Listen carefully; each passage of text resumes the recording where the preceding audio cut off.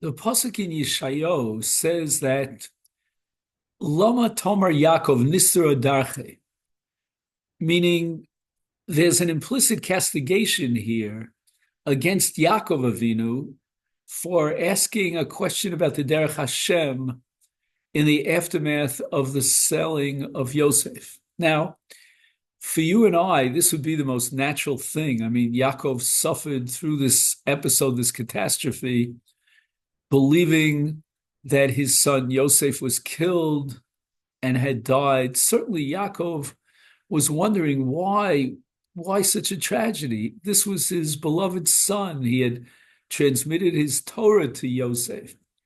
And why did he deserve such a thing? But apparently, on the level of a Yaakov Avinu, this is considered a bit of a of a lacking. It's not a perfection.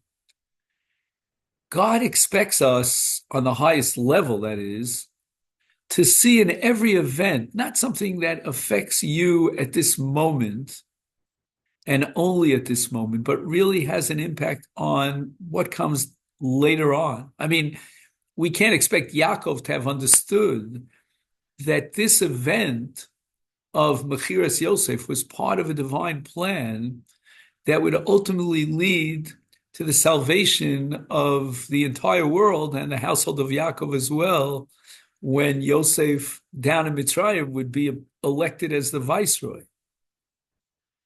But yet, Emunah, our faith in Hashem, on the highest level, again, I'm not saying this is for everyone, is to see in every event something that's not individual. It's not like a frame in a movie strip, but it's part of a divine plan. It's meant to lead to something greater. And the paradigm of this concept is Nochum Ish Gamzu. And he was called by that name Gamzu because he always said Gamzu L'tova. So whatever befell him, whatever incidents happened in his life, he didn't see them as something individual, but rather as part of a greater plan. And this is so true for Klal Yisrael. When we look at the history of the Jewish people, to really believe that everything that happens, even if it happens to an individual, but it's part of a community, it's part of the Kilav Knesset Yisrael, Yiratzal Mep, His will, that we be zocher to at least some element of fulfilling this great calling of Nachum Ish Gamzu, to see in everything the good, part of a plan. This is, I think, the key to happiness in our lives.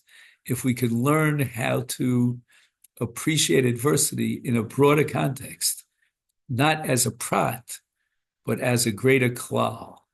Ken Yiratzon, amen. I want to take this opportunity to wish everyone a wonderful Shabbos Parshat VaYetzei.